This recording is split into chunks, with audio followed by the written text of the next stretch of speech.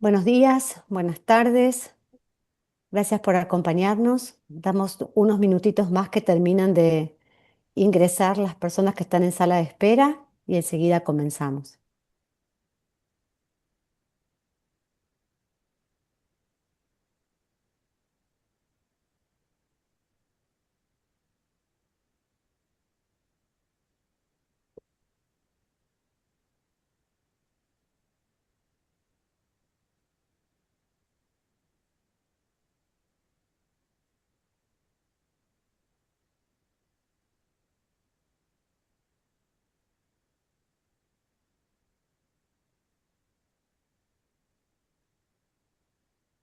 Buenos días, buenas tardes en los diferentes lugares del mundo desde donde se han unido para acompañarnos en este espacio. Mi nombre es Natalia Gherardi, soy la directora ejecutiva de ELA, Equipo Latinoamericano de Justicia y Género, y es un placer para nosotras coorganizar este webinario em, para hablar, conversar sobre el derecho al cuidado y el acceso a la justicia y proponernos establecer una hoja de ruta desde América Latina para la agenda global. Esto es parte de un trabajo que desarrollamos desde ELA con el apoyo de IDRC y en esta ocasión, y como en tantas otras, con el apoyo también, el acompañamiento y los aprendizajes que compartimos con la Alianza Global de Cuidados y ONU Mujeres. Unas primeras palabras nomás para establecer, digamos, cómo será la conversación. Tenemos unas panelistas absolutamente de lujo que vamos a introducir a medida que avanzamos en la idea del programa. Pero antes, y dado que hay colegas que se suman desde otras latitudes, desde otras regiones, quería avisar que tenemos interpretación simultánea. Ustedes verán en la parte de abajo, digamos, de la plataforma del Zoom, el icono del globito del mundo que dice interpretación y desde allí podrán cliquear y elegir el idioma inglés o español de su preferencia. Vamos a hablar en general en castellano, entonces quienes quieran la traducción al inglés, por favor hagan clic allí y seleccionan para escuchar en inglés. Este webinario está siendo grabado, será grabado, porque estamos seguras que las presentaciones serán muy relevantes y será importante poder volver a ellas o compartirlo para quienes no se hayan podido sumar en esta ocasión. A todas, a todos les agradecemos muchísimo el interés. Sabemos que es una conversación de actualidad y relevancia y por eso nos parecía importante hacerlo de manera colectiva. Entonces, vamos a empezar con la apertura de este webinario y para eso quería darle la palabra en primer lugar a Carolina Robino, licenciada en Economía por la Universidad de la República de Uruguay, magíster en Estudios Sociales y Políticos Latinoamericanos por la Universidad Alberto Hurtado de Chile y doctora en Estudios de Desarrollo por la Nelson Mandela Metropolitan University. Ella es oficial superior en programas del Centro Internacional de Investigaciones para el Desarrollo de Canadá, IDRC, que son quienes nos están apoyando en este trabajo de cuidados y acceso a la justicia y que han liderado, como todas sabemos, un montón de investigaciones y de trabajos innovadores en este tema. Trabaja desde Montevideo para la Oficina Regional de IDRC para América Latina y el Caribe. Carolina, te doy la palabra. Muchas gracias, Natalia. Buenas tardes o noches para todos los que nos acompañan hoy. La verdad es que voy a tratar de ser muy breve porque no solo me entusiasma muchísimo a quienes vamos a tener el gusto de escuchar en el panel, pero estoy viendo todos los nombres de muchas colegas, aliadas, que vienen impulsando todo este trabajo en la región, entonces no sé cuánto voy a poder contribuir a la conversación y muero de ansiedad de escucharlas a todas, así que capaz muy brevemente contarles que desde IDRC, la organización a la que tengo el gusto de representar en este espacio hoy, por supuesto que la agenda de equidad de género siempre ha sido una prioridad y está en el centro de nuestra estrategia 2030. Yo soy parte del programa de economías sostenibles e inclusivas, y desde ahí hemos venido invirtiendo de forma sostenida en la agenda de cuidados en el sur global, alineado a nuestro mandato, que es apoyando la generación de evidencia, construyendo alianzas y promoviendo el diálogo entre actores,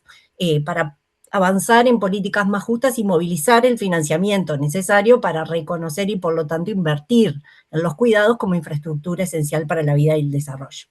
También quería comentarles que desde un programa hermano al nuestro, que se llama Gobernanza Democrática e Inclusiva, venimos desde hace más de una década impulsando investigación sobre el acceso a la justicia centrado en las personas. Y esa evidencia creo que muestra algo que es relevante para la conversación de hoy, y que es que la justicia no pasa solo en los tribunales, ¿no? Muchas organizaciones y comunidades acceden a sus derechos a través de instancias administrativas y del Estado, y mediante estrategias de empoderamiento legal lideradas de las propias comunidades. Y bueno, el trabajo que desde ese programa apoyamos destaca el valor de enfoques participativos y de justicia comunitaria, donde creo que es interesante subrayar que las personas no solo acceden a la ley, sino que la usan y la transforman, fortaleciendo así su agencia, la autonomía y la calidad de la gobernanza democrática. Y creo que estos enfoques también pueden ofrecer ideas para seguir avanzando en la agenda que nos convoca hoy. Este encuentro es parte de una conversación que venimos construyendo colectivamente en la CSW 60, la Comisión para el Estatuto de la Mujer de este año. Discutimos la relación entre cuidados y acceso a la justicia, que era justo el tema de foco, planteando una idea clara, que es que no puede haber justicia para las mujeres sin transformar la manera en la que organizamos el cuidado en nuestras sociedades. Y bueno, y hoy es una oportunidad de retomar esa conversación con dos objetivos claros. Por un lado, profundizarla a la luz de, bueno, cómo va avanzando la práctica y las ideas en torno al cuidado como derecho humano, y por otro lado, la excusa de lanzar y discutir un documento que es el que ha trabajado ELA, que propone una hoja de ruta desde América Latina hacia una agenda global.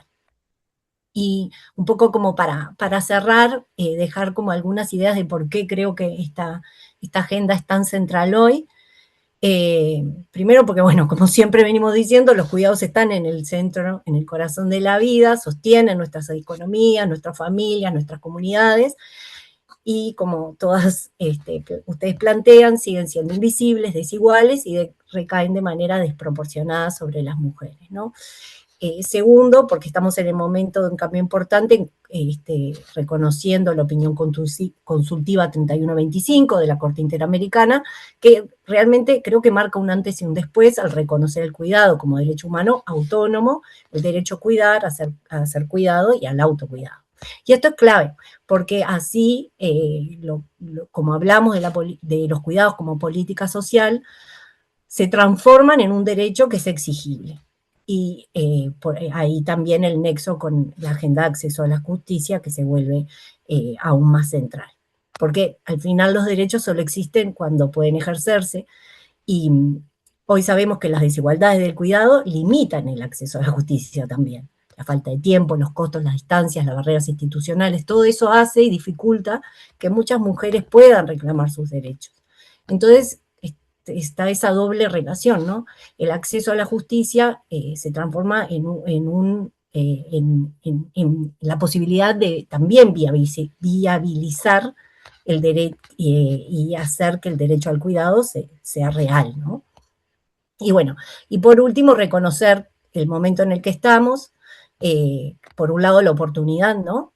Con el liderazgo de América Latina, en los avances normativos, en políticas, para construir la agenda de cuidados centrada en la igualdad, pero bueno, por supuesto que en el marco de tensiones, por decirlo menos, donde se cuestiona mucho de nuestros países el rol del Estado, donde se debilitan las políticas de igualdad, y donde el cuidado corre el riesgo de volver a privatizarse, ¿no?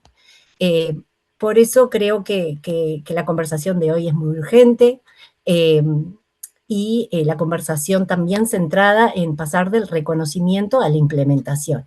Y creo que el documento propone algunas ideas y caminos concretos: fortalecer los sistemas de cuidado, avanzar hacia una justicia centrada en las personas, eliminar las barreras reales de acceso y, sobre todo, construir esa organización social de cuidado basada en la corresponsabilidad. Y la idea de cambiar la mirada y dejar de ver al cuidado como un asunto privado y reconocerlo como bien público y derecho humano. Así que quería cerrar agradeciendo a ELA por el trabajo, a la Alianza, como siempre, y a ONU Mujeres, a UNRIS, que también nos acompañó en CSW, y a todas ustedes por el trabajo para asegurar que el cuidado se transforme realmente en un derecho humano. Muchísimas gracias. Gracias, Carolina, muchísimas gracias.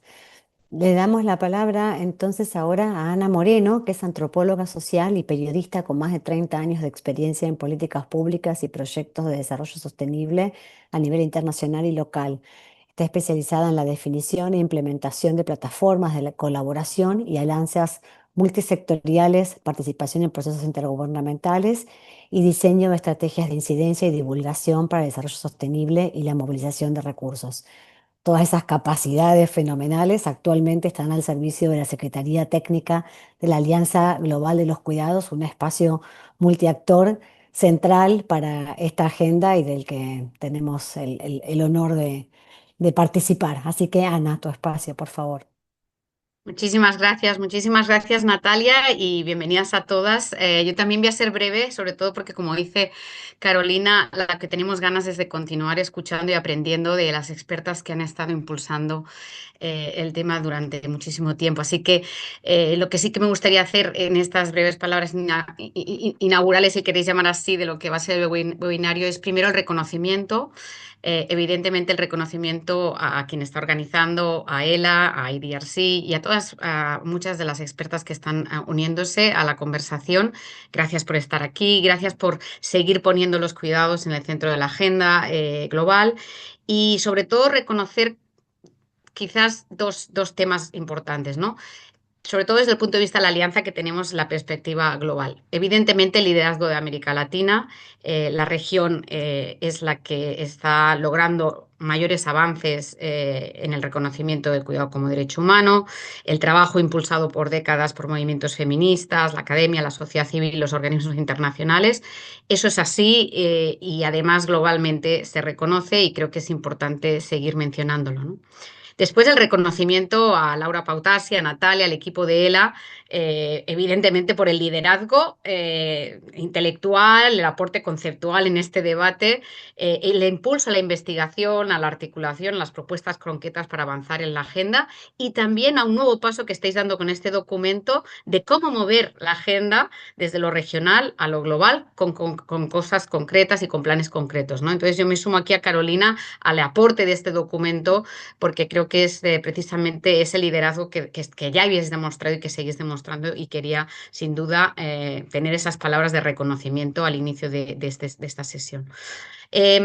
Sí que me gustaría también quizás, como segunda parte de la intervención, esos próximos pasos, ¿no? Esa mirada hacia el futuro, esa capacidad de entender cómo sumar espacios donde habitualmente la conversación no ha tenido esa presencia, cómo ampliar lo que ha significado la opinión consultiva en reafirmar el derecho a cuidar, a ser cuidado y al autocuidado a otras regiones, a otros espacios, cómo atraer a juristas que no habitualmente no están habituados a conectar el tema y cómo podemos seguir construyendo y apoyando a vuestro expertise a poder hacer eso, poder conseguir estos objetivos, ¿no? Y esto es precisamente de lo que desde la Alianza somos nosotras como secretariado técnico, la que tenemos el privilegio de poder contar con tantas integrantes sólidas, rigurosas, que siguen trabajando desde, como decía, décadas en este tema, las que queremos aportar como alianza y como secretariado nuevos espacios, nuevas conversaciones, ir creciendo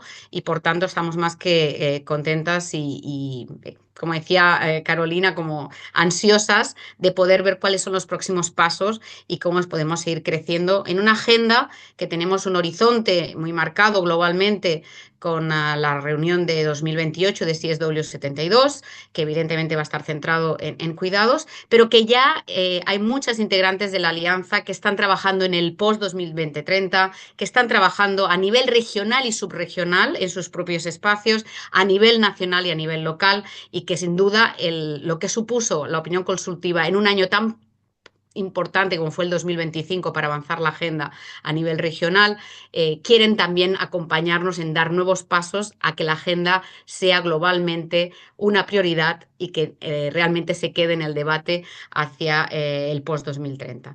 Entonces, muchísimas gracias, un placer y seguimos conectadas para poder aprender, seguir aprendiendo y acompañar en este proceso que iniciáis. Muchísimas gracias.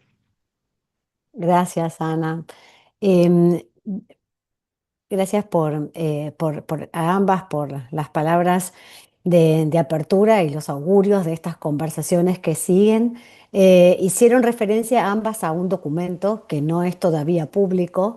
Es un documento que sin duda hemos compartido. No, no, está perfecto. Lo hemos compartido con las panelistas, con las participantes activas de esta conversación de hoy.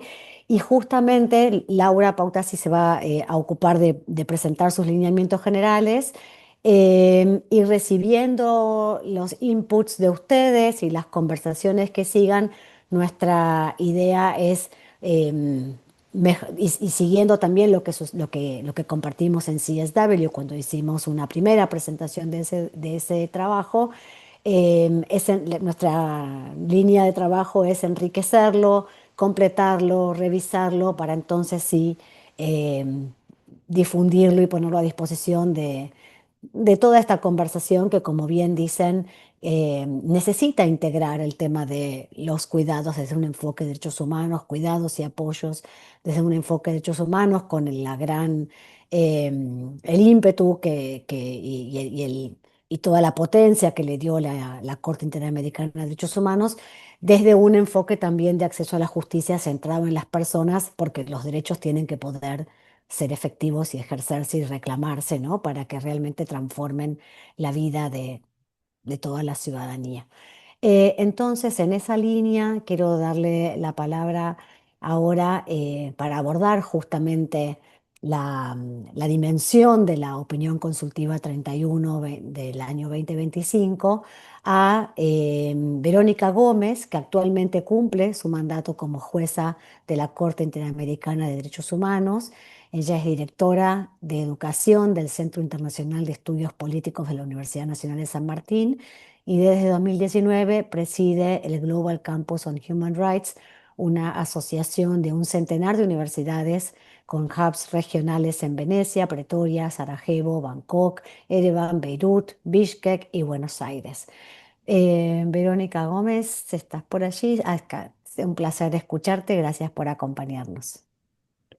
Muchísimas gracias. Primero, el agradecimiento a las organizaciones que han y a las entidades que han organizado este webinario. Un gran placer acompañarlas.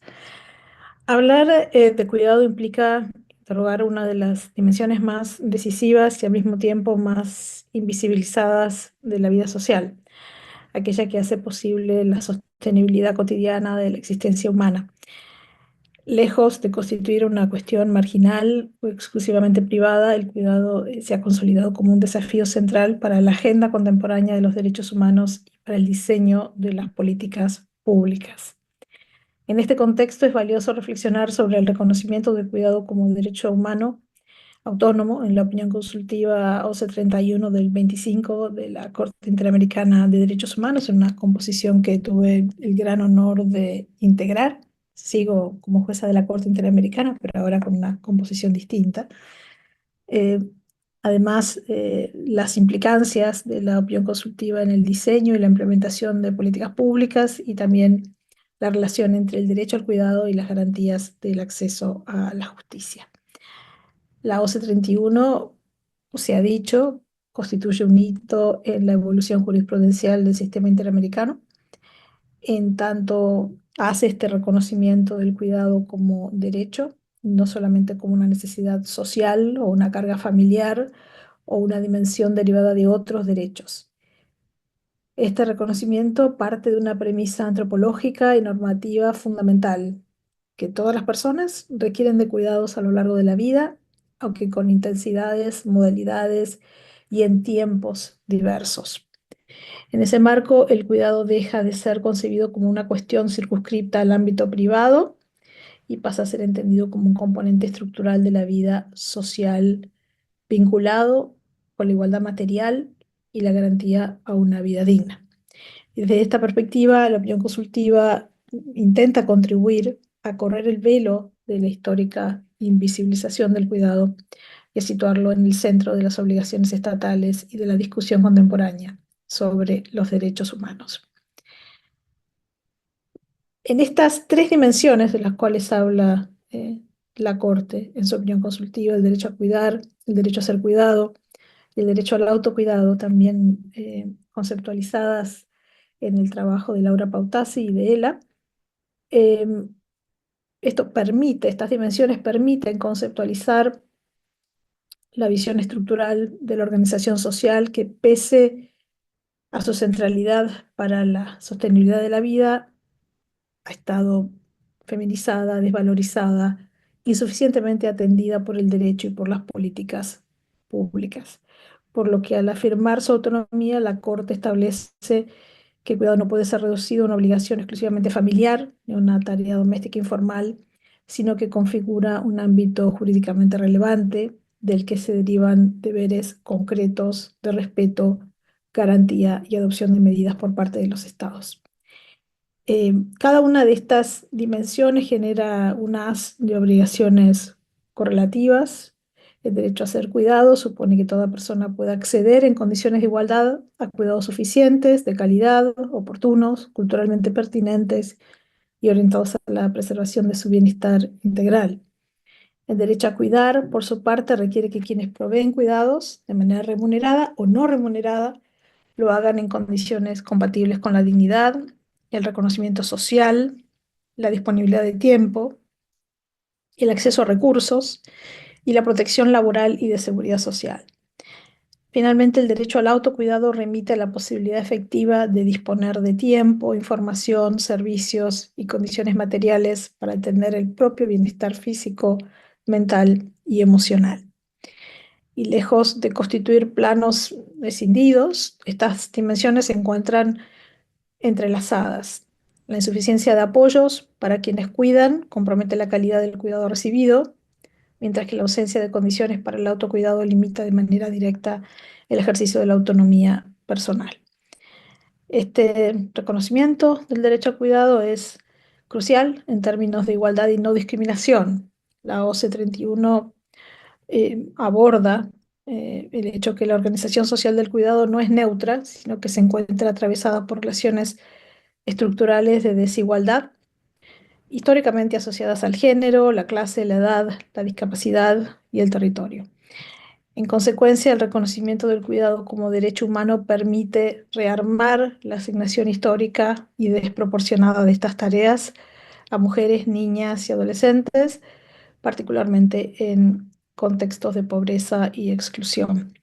Y la perspectiva adoptada por la Corte se inscribe así en una lógica de corresponsabilidad social y familiar que no solo exige redistribuir el trabajo del cuidado, sino también reconocer su valor social, económico y político e incorporar dicha redistribución como un objetivo legítimo y necesario de la acción estatal. Otra dimensión a tener en cuenta son las implicancias de la OCE 31 en el plano de las políticas públicas. En este punto, la opinión consultiva ofrece un criterio inequívoco. En tanto el cuidado constituye un derecho humano autónomo, los estados no pueden limitar su intervención a respuestas fragmentarias, asistenciales o residuales, sino que se encuentran obligados a desarrollar marcos normativos, institucionales, presupuestarios, programáticos, que hagan posible la construcción de sistemas integrales de cuidado, estructurados desde un enfoque de derechos humanos y atravesados por los principios de igualdad, interseccionalidad, interculturalidad y progresividad. Y ello supone superar la lógica del programa aislado y avanzar hacia esquemas de articulación estatal capaces de garantizar un acceso universal, suficiente y no discriminatorio a prestaciones, servicios, apoyos e infraestructuras de cuidado. En el ámbito presupuestario, exige reflejar la dimensión económica del cuidado remunerado y el cuidado no remunerado como parte del Producto Bruto Interno, como ya lo hacen un número importante de estados de la comunidad internacional, y valorar su lugar en la economía nacional y global. Es decir, el reconocimiento del cuidado es parte de las posibilidades de desarrollo sostenible de los estados, especialmente en este momento de transformación con la era digital. En el ámbito laboral, exige revisar la organización social del tiempo del trabajo, los regímenes de licencia, las medidas de conciliación y corresponsabilidad, la protección frente a prácticas discriminatorias asociadas a responsabilidades de cuidado y las condiciones en las que se desarrolla el trabajo de cuidado remunerado. Asimismo, implica reconocer y redistribuir el trabajo de cuidado no remunerado, cuya invisibilización ha funcionado históricamente como un presupuesto silencioso de los mercados laborales y de la reproducción social. En materia de seguridad social, la OCDE 31 lleva a establecer mecanismos de protección que tengan en cuenta que quienes asumen tareas intensivas de cuidado suelen experimentar interrupciones, precarización o exclusión del empleo formal. En consecuencia, garantizar el derecho al cuidado exige repensar la arquitectura distributiva de la protección social a la luz de las desigualdades que produce y reproduce la actual división del trabajo. En relación a la salud, la opinión consultiva reafirma la obligación estatal de asegurar servicios disponibles, accesibles, aceptables, de calidad, así como los apoyos adecuados para personas con discapacidad, personas mayores, niñas, niños y otras poblaciones con necesidades específicas de cuidado.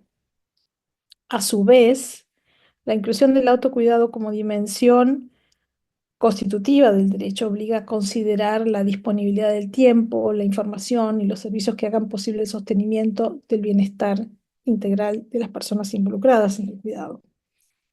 En el campo educativo, políticas públicas deben atender simultáneamente el derecho de las niñas, niños y adolescentes a recibir cuidados adecuados y el deber de prevenir que las responsabilidades de cuidado se conviertan en un factor de exclusión, rezago o abandono escolar, particularmente en el caso de niñas y jóvenes. Finalmente, desde la perspectiva de la igualdad, la OCDE 31 exige desmontar barreras estructurales, cuestionar estereotipos de género y diseñar intervenciones estatales sensibles a las desigualdades múltiples de un modo tal que la garantía del cuidado no reproduzca jerarquías preexistentes, sino que opere como una herramienta de transformación social. En suma, la OCDE 31 intenta desplazar el cuidado desde la periferia hacia el centro del diseño institucional del Estado,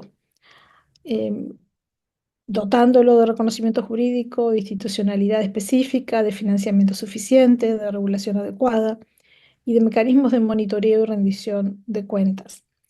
Ahora bien, este reconocimiento no debe agotarse en la formulación declarativa del derecho, sino que debe traducirse de manera efectiva en políticas públicas sostenibles, coordinadas y exigibles. Y es el momento histórico para hacerlo.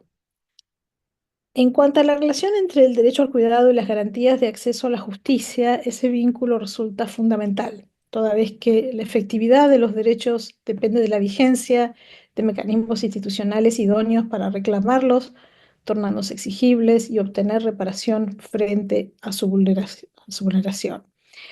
Desde esa perspectiva, la OCDE 31 permite sostener que el acceso a la justicia también debe ser comprendido desde una lógica del cuidado.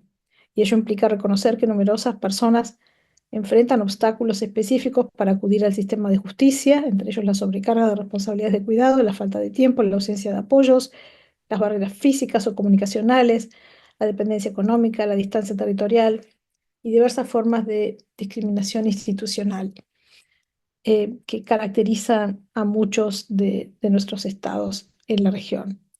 Los estados tienen la obligación de remover estas barreras y de poner a disposición apoyos adecuados para asegurar la participación efectiva en los procedimientos judiciales y administrativos. Esto implica servicios de asistencia, patrocinios jurídicos, ajustes de procedimiento, accesibilidad comunicacional, dispositivos de acompañamiento, servicios de interpretación, adecuaciones físicas, respuestas institucionales sensibles a contextos diferenciados de vulnerabilidad. Al mismo tiempo, exige revisar prácticas del propio sistema de justicia que pueden reproducir desigualdades eh, al desconocer el impacto concreto de las tareas de cuidado en la vida cotidiana de las personas. Desde esta óptica, el acceso a la justicia, lejos de constituir un componente periférico del derecho al cuidado, es una de sus garantías estructurales. Sin mecanismos efectivos de reclamo, tutela y reparación, el reconocimiento del derecho corre el riesgo de permanecer en un plano declarativo. Por el contrario, cuando existen garantías institucionales adecuadas, el derecho al cuidado adquiere densidad normativa, capacidad transformadora.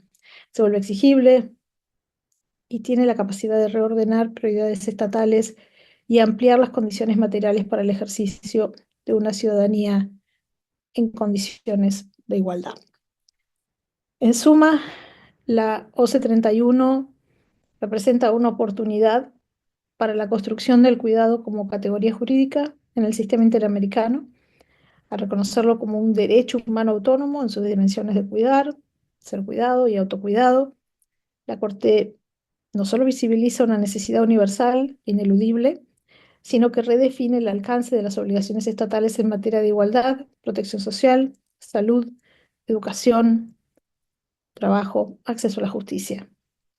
En ese sentido, la opinión no se limita a ampliar el catálogo interpretativo de derechos, sino que propone una relectura de la organización social del cuidado a partir de los principios de dignidad, corresponsabilidad y justicia, acceso a la justicia. En última instancia, situar el cuidado en el centro del razonamiento jurídico y de la acción pública eh, implica interrogar las formas en las que se sostiene la vida, se redistribuyen las cargas sociales y se configuran las condiciones materiales para esta ciudadanía verdaderamente igualitaria. Muchas gracias. Excelente, muchísimas gracias. Gracias por hacer tan completa síntesis y explicación de la centralidad de la opinión consultiva, de la relevancia y también de todo lo que nos ofrece para adelante, digamos, del camino también que nos traza, ¿no? Y para seguir en esa línea y con esa conversación, le doy entonces la palabra a Laura Pautasi, que va a presentar algunos de estos lineamientos en los vínculos entre acceso a la justicia y derecho al cuidado. No necesita presentación como ninguna de las que han hablado hasta ahora, pero les digo que es abogada, doctora en Derecho por la Universidad de Buenos Aires, es investigadora principal del CONICET, que es el espacio de ciencia y técnica de la Argentina, y profesora de la Facultad de Derecho de la Universidad de Buenos Aires. Dirige el Grupo Interdisciplinario de Derechos Sociales y Políticas Públicas en la Universidad de Buenos Aires y es nuestra querida socia fundadora y actual presidenta de ELA. Laura, todo tuyo.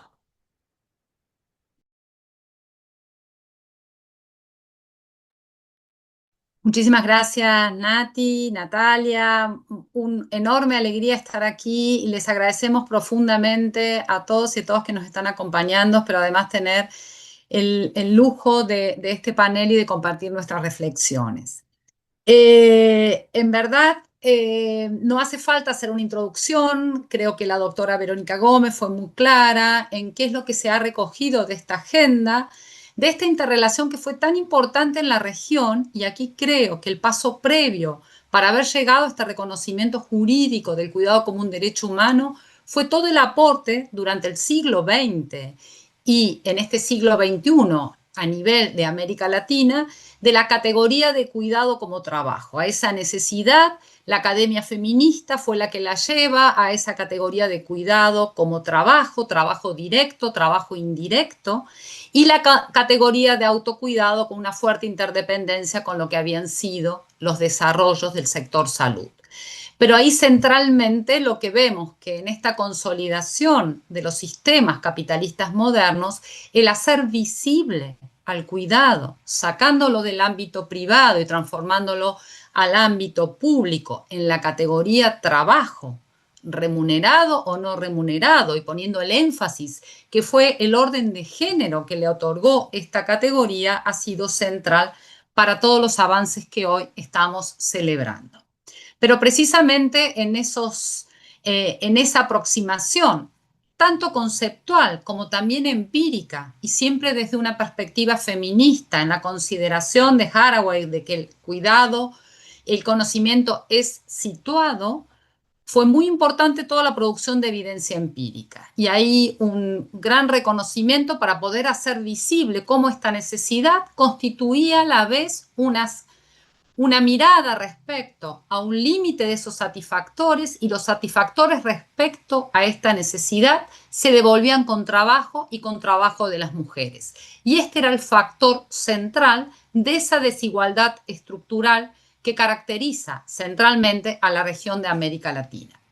De ahí fue tan importante precisamente identificar, por una parte, el aporte en términos de tiempo dedicado al cuidado. Las mujeres a nivel global y a nivel regional duplican o triplican el tiempo dedicado a las tareas de cuidados en relación a los varones, y allí la gran frase de Joan Tronto cuando dice, bueno, los varones siguen gozando de esa irresponsabilidad privilegiada, o en una adaptación que hemos hecho respecto a esa moratoria social que todavía tienen los varones, fue muy importante esa disponibilidad de evidencia empírica.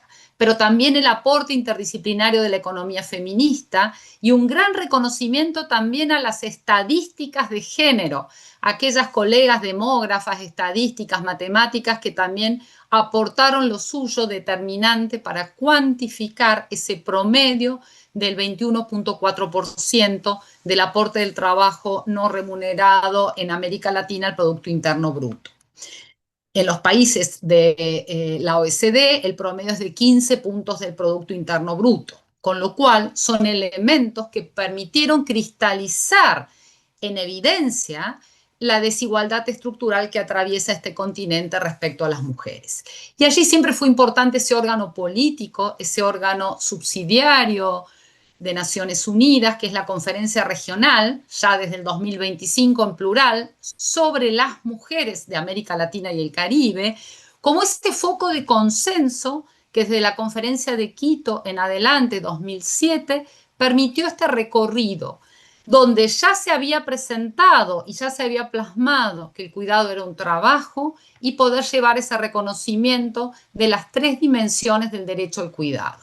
Allí fue importante aplicar la metodología del enfoque de derechos humanos, que nos permitió, y aquí está presente Nieves Rico, y un gran reconocimiento a ella, a Flavia Marco, a Sonia Montaño, nos permitió llegar con una estrategia a esa conferencia, donde a partir de esa conferencia se logró el consenso regional. Y lo que llamamos, y en nuestro documento con Natalia lo reflejamos, como una construcción de abajo hacia arriba. Esta fue una agenda que consensuadamente los gobiernos de la región, junto con el movimiento de mujeres en toda su amplitud y centralmente el movimiento feminista y los organismos especializados de Naciones Unidas, pudimos avanzar en que cada compromiso fuese consolidando las obligaciones estatales a partir del reconocimiento del cuidado como un derecho humano en su triple dimensión, e ir avanzando y ampliando esa agenda.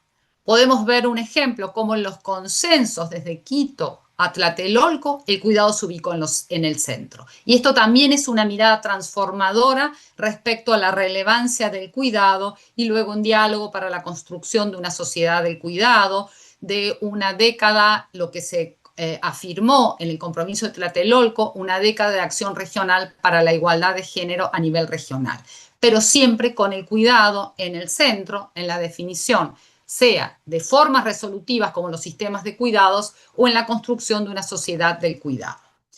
Y ahí viene lo que, utilizando la metáfora de Polanyi, llamamos la gran transformación, que fue esa solicitud que hace el por entonces Ministerio de Mujeres, Géneros y Diversidades de la Argentina, lamentablemente disuelto, y hoy Argentina no tiene una representación en términos de género a nivel nacional, donde solicita al máximo tribunal regional, y como con tanta claridad hemos tenido la oportunidad, el privilegio de contar con una de las juezas integrantes de esa composición que le tocó este mandato, esta solicitud de interpretar el alcance del derecho al cuidado, es que logramos un proceso.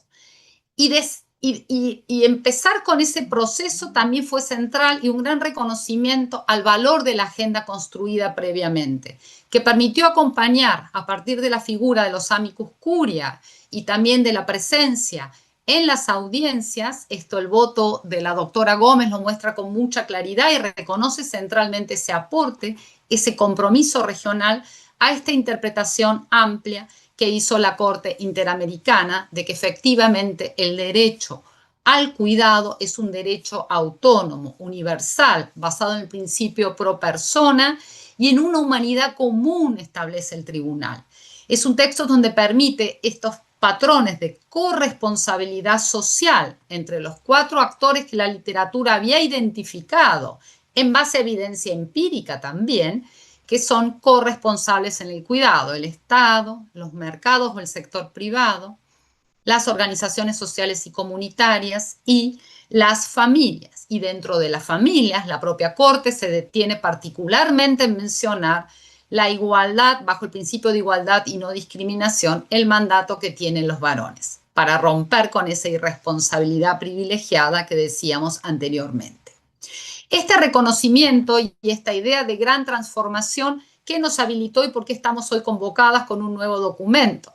Avanzamos en este enorme reconocimiento, en poder ver también cómo el reconocimiento y la condición y la categoría de derecho humano universal de cada persona va directamente a ese núcleo también demandado históricamente por el feminismo, que es el ejercicio pleno de la autonomía y la capacidad de agencia, que ya en este reconocimiento de la universalidad del derecho humano amplía esa capacidad de agencia a todas las personas, pero también permite a aquellos grupos históricamente discriminados tener un amparo central para promover esa capacidad de agencia en el marco de la autonomía.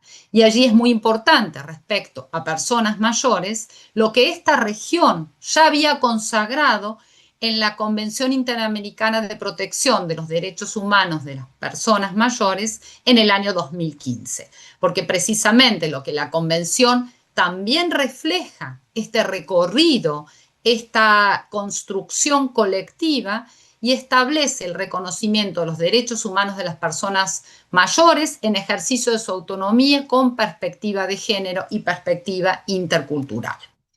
Entonces, en este proceso que llegamos a la Corte y que la Corte nos devuelve en términos de ratificar lo que es las metodologías de aproximación como el enfoque de derechos humanos había identificado, que en todos los compromisos internacionales el cuidado estaba incorporado. En la legislación civil, en las relaciones interpersonales, estaba también reconocido el cuidado como un derecho, y también en el ámbito del derecho laboral.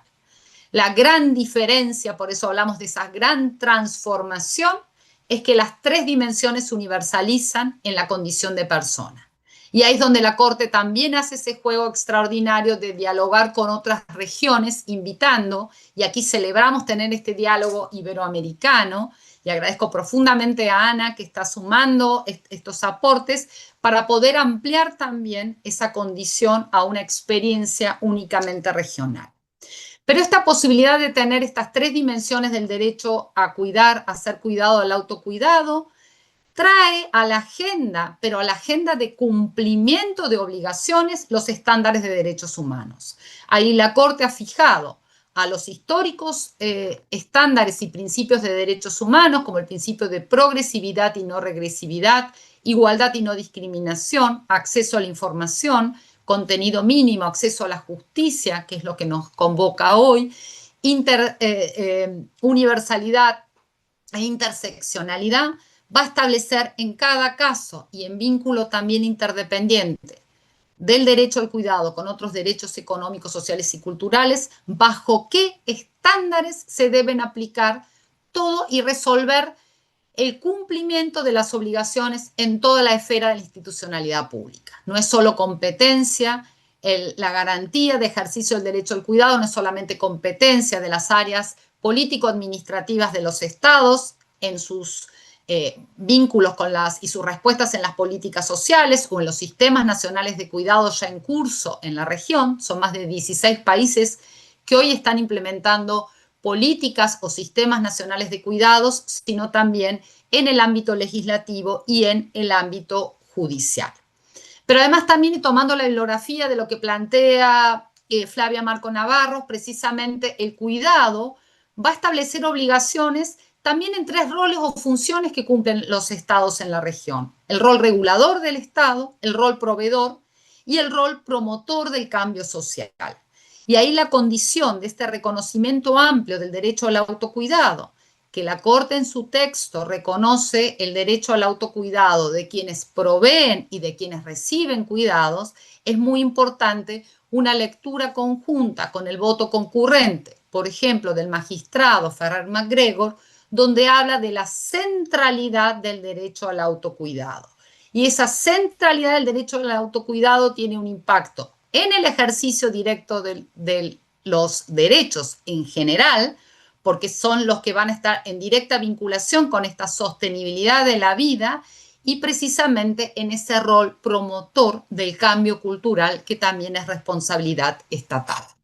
Y entonces aquí llegamos al punto que en nuestro documento con Natalia queremos compartir precisamente en el día después de la opinión consultiva 31, que celebramos, pero ¿cómo hacemos para que efectivamente todo este recorrido, esta agenda, esta institucionalidad con distinto grado de desarrollo que tiene la región, sean efectivamente exigibles por parte de las personas, y aquí personas con discapacidad, personas mayores, niños, niñas y adolescentes, y las distintas situaciones que habían quedado por fuera de ciertos ordenamientos normativos, por ejemplo, las personas bajo un régimen de informalidad laboral, puedan exigir el cumplimiento del derecho al cuidado.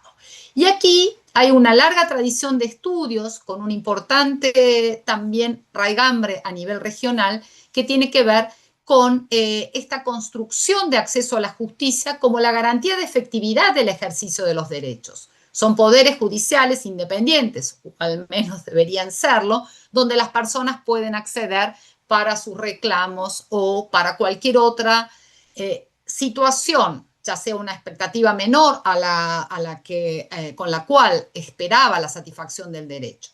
Y lo que tenemos que en la región y a nivel de acceso a la justicia en América Latina, hay 1/3 de la población, lo que va, en un estudio de la Alianza Iberoamericana, lo que va a reflejar es que está con necesidades jurídicas insatisfechas. De esos, 1 de cada 5 personas tiene una falta de información jurídica adecuada.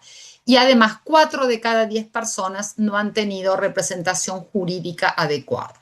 Con lo cual nos pone también en otra mirada, y ahí hay también una larga tradición de trabajos, Natalia Gerardi, Aide Virguín han contribuido muy fuertemente a esa necesidad de alfabetización jurídica, por una parte, para poder acercar el acceso a la justicia como garantía de ejercicio de derechos, pero además también respecto a los obstáculos que deben removerse para el efectivo acceso a la justicia.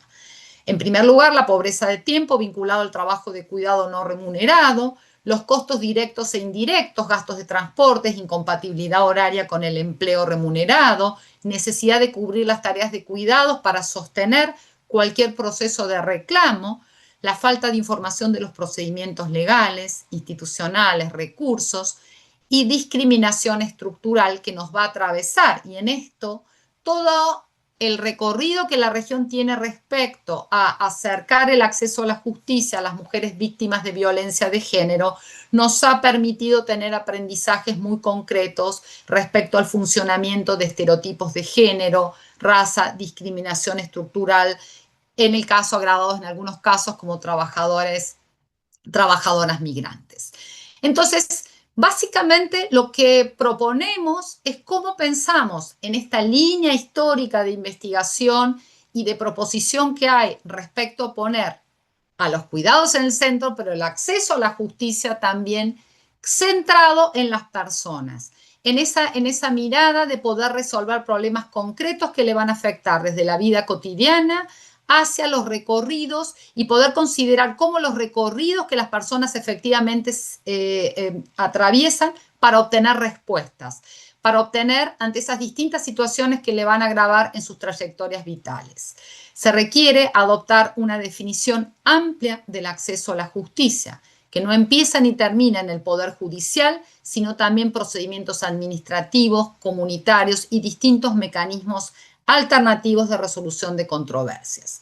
Entonces, así ha sido central la identificación. En algunos países se ha avanzado con ciertos mecanismos y encuestas o distintas formas de identificar cuál es el núcleo duro de esas necesidades jurídicas insatisfechas que se vinculan con el acceso al trabajo formal, a la protección social, proveer de infraestructura adecuada y protección de los trabajadores del cuidado. Y entonces allí, y ya con esto vamos enfrentándonos para recibir los comentarios de Ana Marrades Puig, pero además también para abrir un diálogo, estamos en un contexto ampliamente desafiante. La gran transformación que la Corte Interamericana ha dejado reflejada en esta opinión consultiva 31 precisamente se ubica en un contexto de políticas de austeridad y de restricción fiscal que están atravesando la mayoría de los países de la región. ¿Cómo consolidamos ese proceso construido de abajo hacia arriba, articulando todos los actores y actrices que fuimos enumerando cuando se está cuestionando el rol del Estado, cuando se deslegitiman las obligaciones y se propone y se deslegitima que brindar servicios y la regulación de determinados espacios es contrario con los mandatos que hoy muchas administraciones gubernamentales en la región están ocupando? También el avance en la opinión consultiva de superar la idea de una necesidad ubicada en las familias a considerarlo un trabajo y un derecho humano se contrapone con las narrativas antigéneros, con mensajes que niegan la discriminación estructural, tanto por razones de género, deslegitimando la intervención del Estado a través de políticas y en muchos casos medidas y disposiciones legislativas regresivas. Y finalmente un tema que la Corte le dedica especial atención porque es parte de su jurisprudencia, pero que lo trae a la opinión consultiva respecto a la construcción y a la existencia de estereotipos de género vinculados al cuidado. Y la Corte con mucha claridad va desarrollando, tanto en educación, en el ámbito del trabajo remunerado, en la seguridad social, esa necesidad de superar esos estereotipos negativos, en palabras de la Corte, y donde esos estereotipos están claramente vigentes y se distribuyen en toda la región. Esa construcción de proceso progresivo que hicimos desde la Agenda con Compromisos, desde la Conferencia de Quito del 2007 a Tlatelolco del 2025, con una propuesta superadora que fue ratificada en el Consenso de Tlatelolco de avanzar hacia una década de la igualdad para la construcción de la sociedad del cuidado, tenemos que insertar centralmente el carácter vinculante de la opinión consultiva 31. Bajo el principio de convencionalidad, la Corte no solamente establece la validez de la interpretación del cuidado como un derecho humano en relación a la Convención Americana de Derechos Humanos, sino que la Corte lo abre a todos los instrumentos de derechos humanos, tanto el sistema interamericano como el sistema de protección universal, precisamente lo que da validez y fuerza. Y este mandato de obligaciones hacia los estados tiene que integrar en nuestra perspectiva precisamente las agendas de los movimientos y las reivindicaciones. Reivindicaciones que en colectivo son mucho más profundas, las reivindicaciones junto con la agenda de apoyos de las personas con discapacidad, de las personas mayores, de las infancias y la reivindicación central de las desigualdades estructurales de género.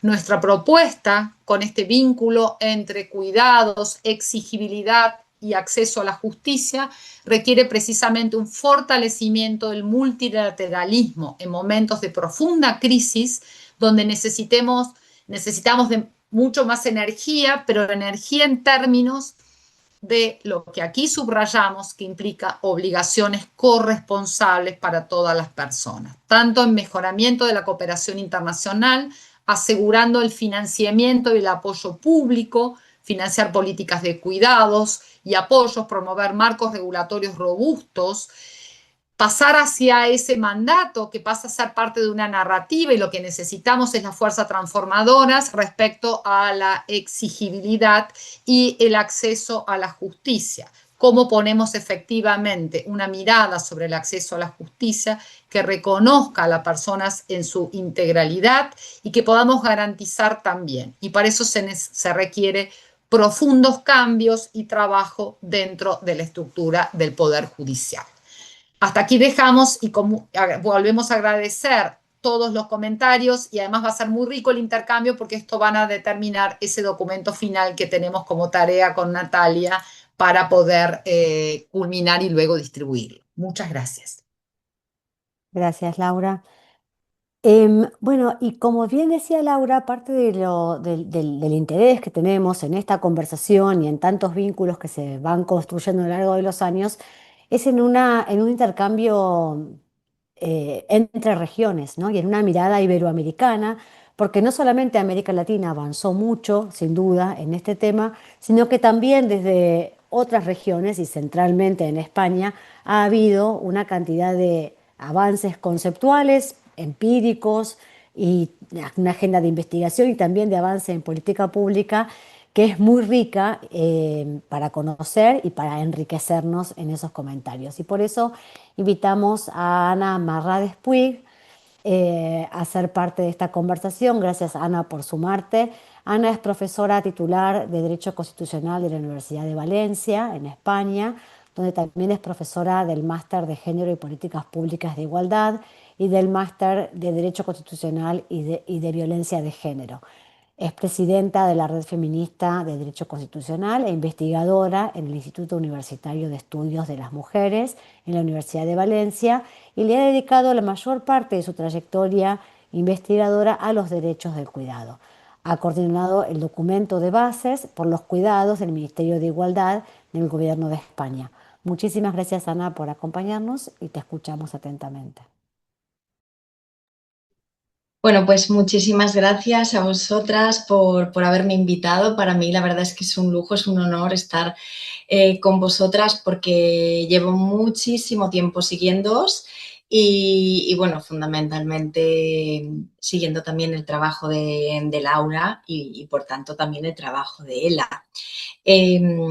Además, quería felicitaros, aparte de agradeceros, quería felicitaros por el trabajo que a mí me parece que es magnífico. Yo solo puedo aportar algunos comentarios que puedo realizar al hacer como una comparación o un paralelismo con el trabajo que yo he llevado o he venido haciendo en España.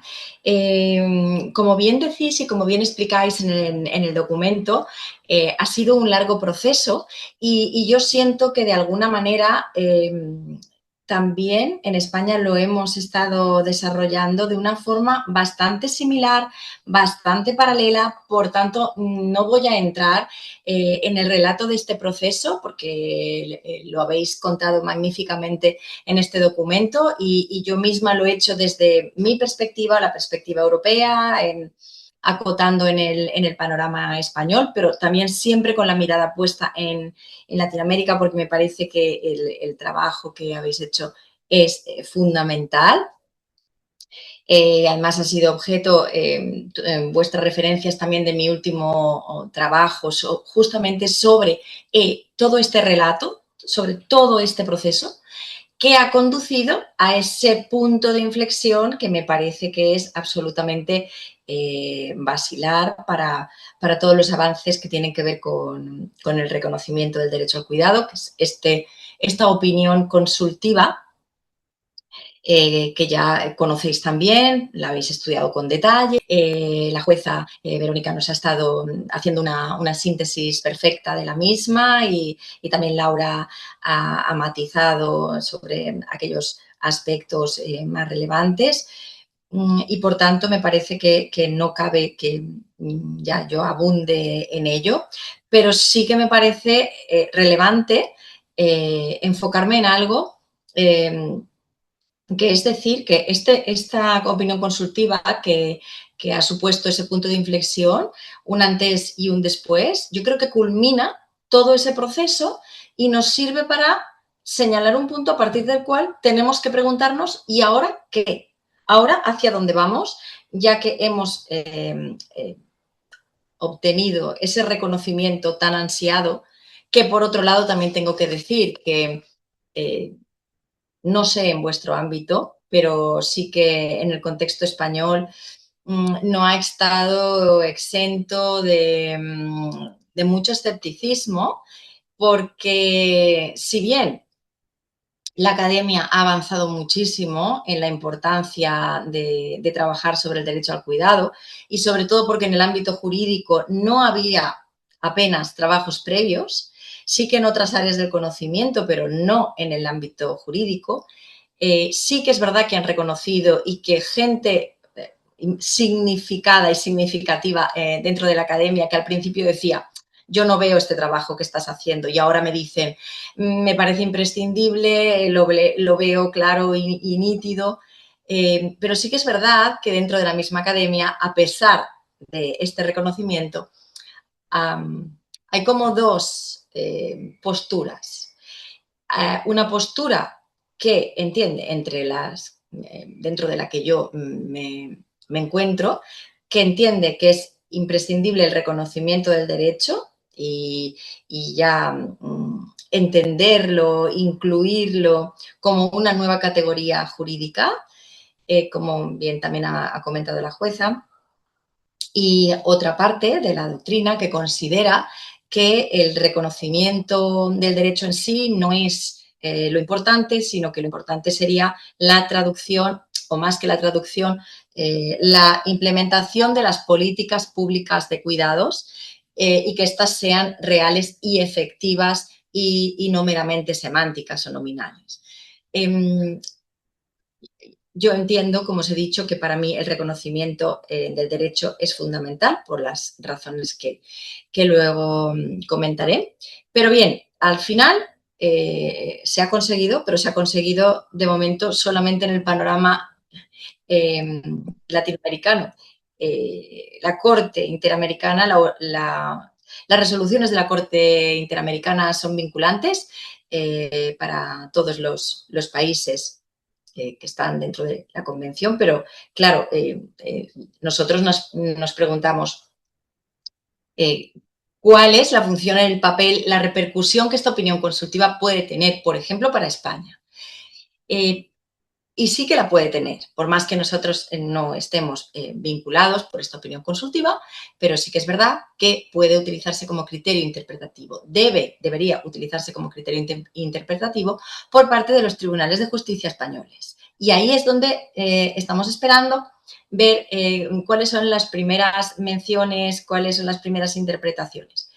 Llegados a este punto, me parece que lo que cabría hacer en relación o en respuesta a los comentarios sobre el documento, el informe que habéis elaborado, magnífico en cuanto a redacción, el contenido. Yo aquí diferenciaría, por una parte, lo habéis explicado, aunque no dando exactamente respuesta a esta pregunta, pero yo la sintetizo diciendo por qué es importante el reconocimiento del derecho al cuidado. Y en segundo lugar, ¿cuál es la implicación para el derecho de acceso a la justicia en el marco del derecho al cuidado? ¿Cómo relacionamos ambos derechos? Bien, en primer lugar, ¿por qué es tan importante, desde mi punto de vista, el reconocimiento del cuidado como derecho humano? Y esto lo habéis trabajado también en este documento.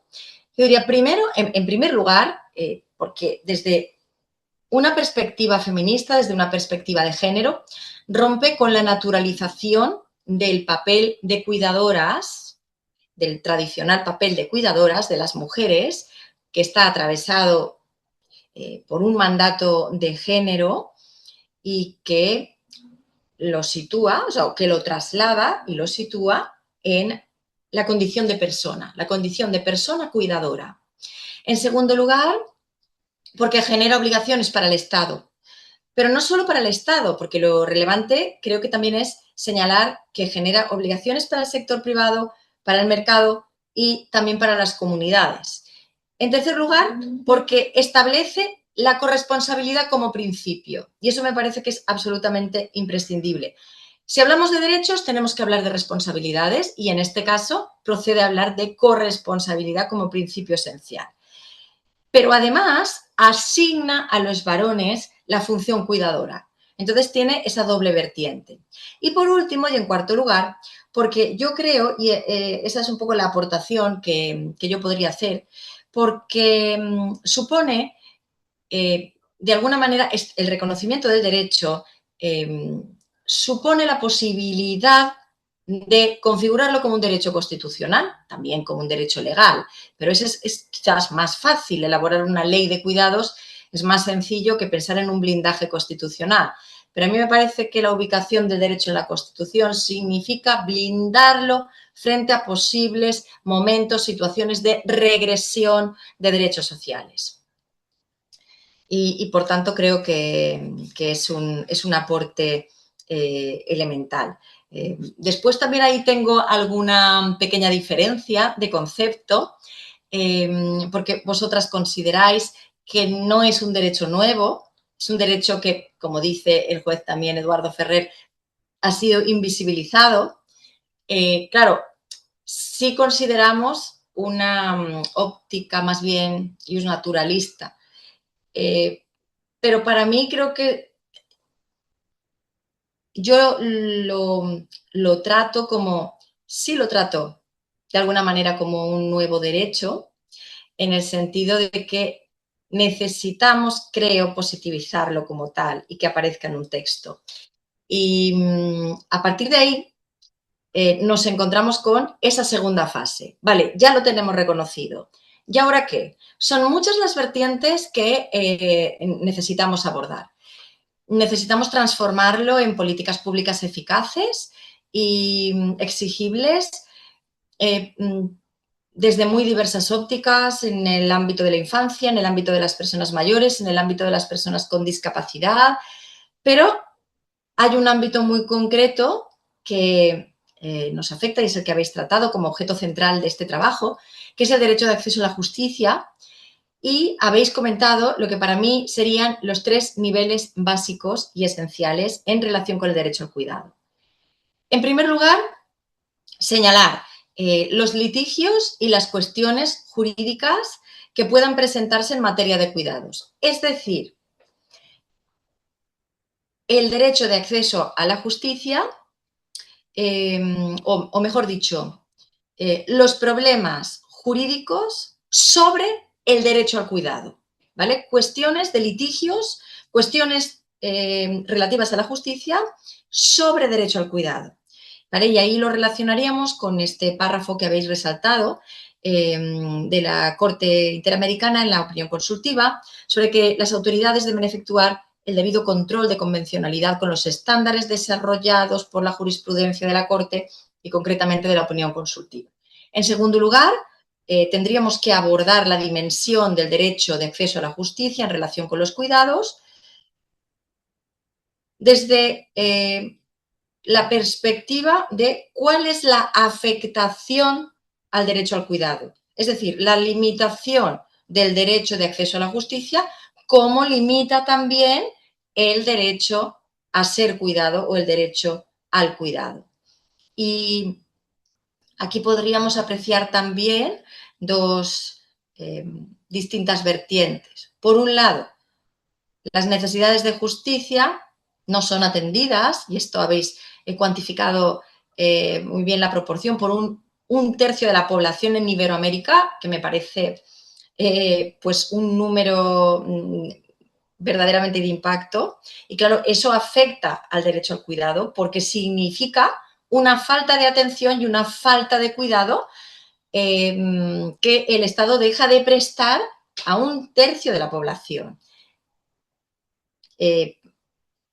Por una falta de información, por una falta de asistencia y, en segundo lugar, cuando los procesos legales impactan en aspectos muy concretos como la salud de las personas, la economía, los derechos laborales o derechos fundamentales como es el derecho a la libertad de circulación, a la libertad de movimiento o de residencia.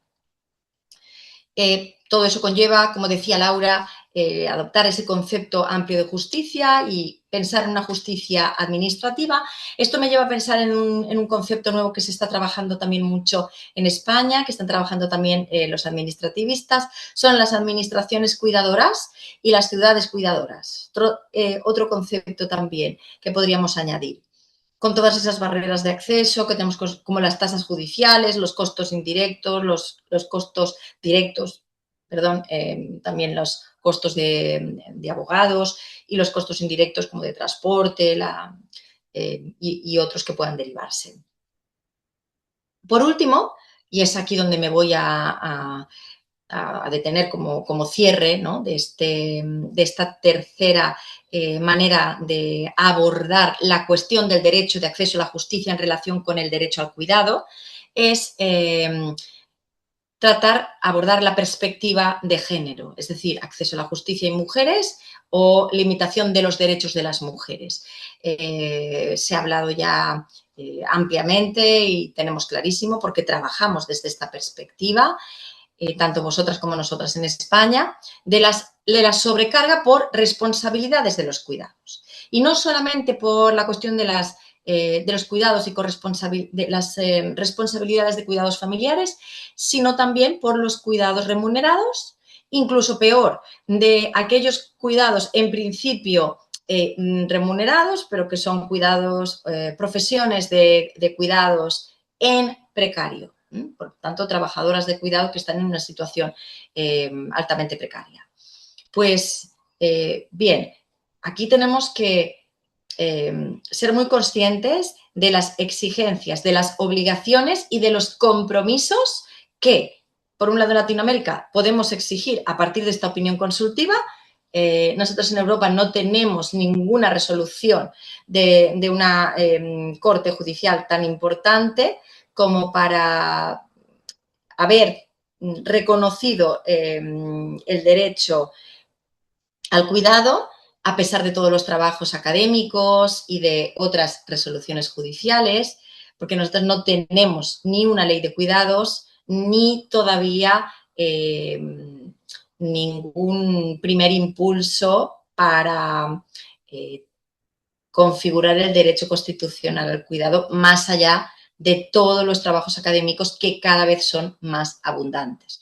Pero sí que podemos exigir al Estado, podemos exigir las políticas públicas que desarrolle, guardando siempre esa protección sobre el derecho a la justicia, por ejemplo, con esa perspectiva de género. Por ejemplo, la cuestión de los usos del tiempo. Habéis hablado de la adaptación de los horarios de los tribunales, de las instituciones, esa flexibilización de los tiempos para adaptarlo a los tiempos reales, a los tiempos reproductivos, a los tiempos de las escuelas, los tiempos que las madres o que las mujeres dedican a las tareas de cuidados, que las personas, en definitiva. Y esto procede a abordar de una forma muy seria una revisión y una reforma de la administración de justicia. Dentro de estos compromisos también están los compromisos económicos y está la cuestión de la financiación. De esto sabe mucho también Raquel Coello, que tenemos aquí acompañándonos, porque también ella participó en este documento de bases por los cuidados que tuve, la verdad es que el honor de coordinar en 2023 para orientar las políticas públicas de cuidados en España. Ana, disculpa, perdón la interrupción. Te tengo que pedir si podés ir cerrando. Sí, Mil disculpa porque disculpas. creo que me he pasado muchísimo de los tiempos, Gracias.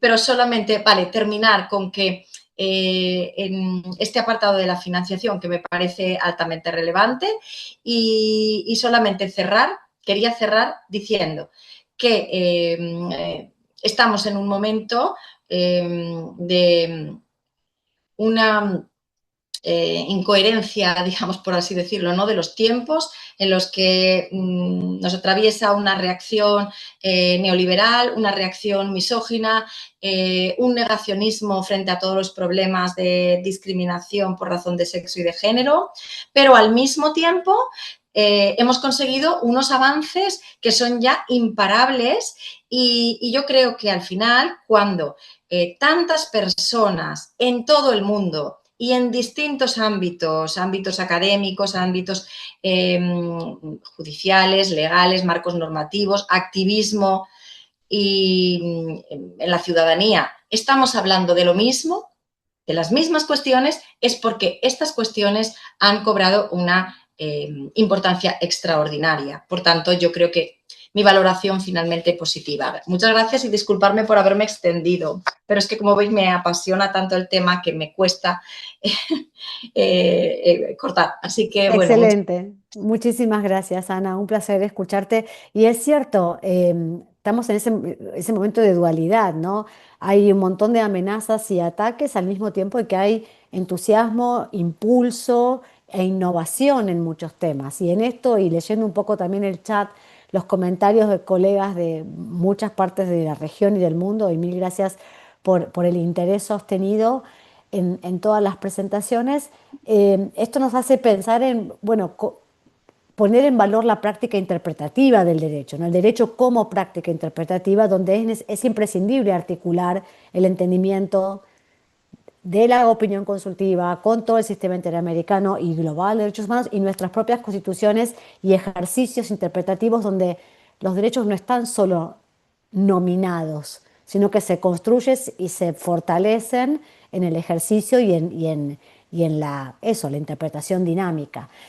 Y actoras centrales de todo este proceso ha sido ONU Mujeres a lo largo de muchos años, acompañando mucha de la producción de evidencia e impulsando este otro aspecto tan necesario como es la discusión en ámbitos multilaterales y el liderazgo en organismos internacionales, ¿no? Entonces, para traer esa perspectiva, tenemos el placer de tener con nosotras a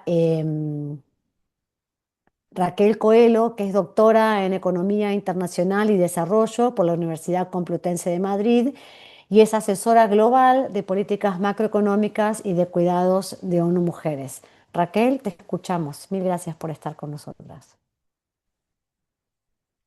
Bueno, muchísimas gracias Natalia, bueno, Laura, todo el equipo de ELA, de IDRC, de la Alianza Global. Para mí es realmente un placer también y un honor estar en este espacio. Yo soy economista, no soy jurista, siempre aprendo muchísimo de escuchar todos vuestros argumentos.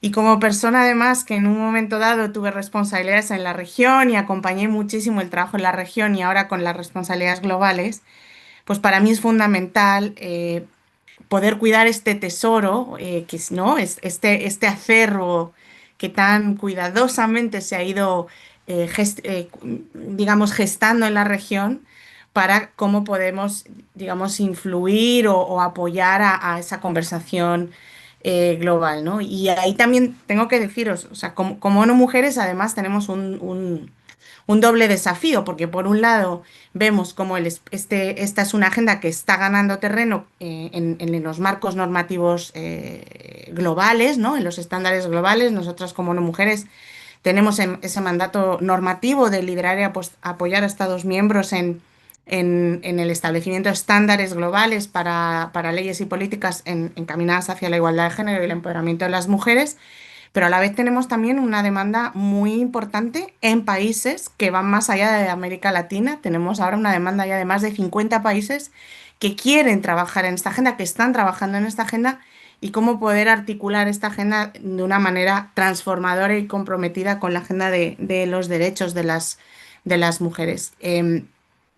Y yo creo que del documento y de toda la conversación que vosotras habéis planteado hoy, yo me quedo con algunos elementos que creo que son fundamentales para la conversación global y que si quisiera destacar o reenfatizar, porque algunos se han mencionado ya. A mí sí me parece fundamental el paso histórico de colocar el derecho al cuidado como un derecho autónomo y creo que, pero partiendo de esa descripción que habéis colocado también muy bien, de que no es un nuevo derecho, ¿no? Es un derecho que existe, que está consagrado ya en numerosos marcos humanos y que el reconocimiento como un derecho autónomo ayuda a reforzar y también ayuda al cumplimiento de otros derechos, que ese es un elemento que me parece fundamental. Y lo digo porque en conversaciones que ya se están dando en los espacios globales, los espacios de Ginebra sobre derechos humanos, hay una reacción muy fuerte a este concepto de generar nuevos derechos, ¿no? Entonces yo creo que esa pedagogía de establecer que este no es un nuevo derecho, es un derecho que existe, que está consagrado y que simplemente hay que hacerlo avanzar como un derecho autónomo en su reconocimiento me parece fundamental. Hay también otros elementos que yo creo que tanto la opinión consultiva como vuestro documento ayuda a la hora de llevar esta conversación a lo global. Algunos, por ejemplo, Laura, tú los has destacado, ¿no? Y Ana también, ¿no? Este reconocimiento en la triple dimensión que vincula el derecho con las personas y que rompe esa naturalización de las mujeres como cuidadoras es fundamental porque precisamente por el periodo ¿no? de backlash que vivimos, también estamos viendo cómo esta es una agenda que se utiliza también en los espacios globales por determinados instituciones o incluso en algunos casos por determinados países para ganar terreno en esta narrativa antiderechos de las mujeres. Entonces, el poder afirmar este es un derecho vinculado a las personas y romper con esta naturalización es fundamental para la pedagogía, como digo, en las discusiones globales.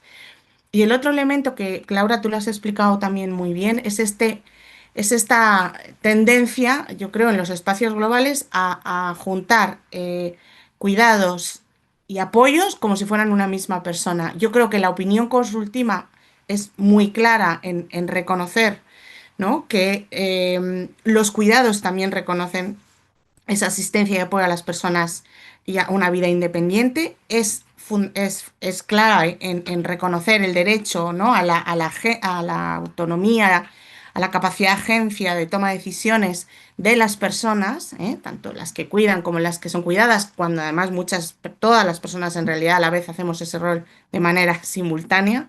Por tanto, esa capacidad de agencia y que ayudemos a mover la conversación para poner las definiciones en su justa medida, ¿no? Es decir, entendiendo que hay que apoyar una visión integradora que combine no solo los derechos de las mujeres al tiempo, a reducir, etcétera, y los derechos de las personas con discapacidad a recibir apoyo para una vida autónoma, pero que esta manera de avanzar en esa agenda no se trata simplemente de juntar la palabra cuidados con la palabra apoyos, ¿no? Y entonces hablamos de economía de los cuidados del apoyo, de sistemas de cuidado y apoyo se puede entender porque es una mirada más integral de políticas, servicios, etcétera. Pero poner cuidados y apoyo el uno al lado del otro de manera sistemática, que es lo que muchas veces vemos en los debates, ¿no? De las resoluciones, etcétera, creo que hace un flaco favor precisamente a esta distinción tan clara de que hay elementos comunes y elementos que tienen que ser diferenciados porque tienen sus características diferenciadas. Y yo creo que en vuestro documento lo explicáis muy bien y la opinión consultiva también lo detalla con mucha fuerza.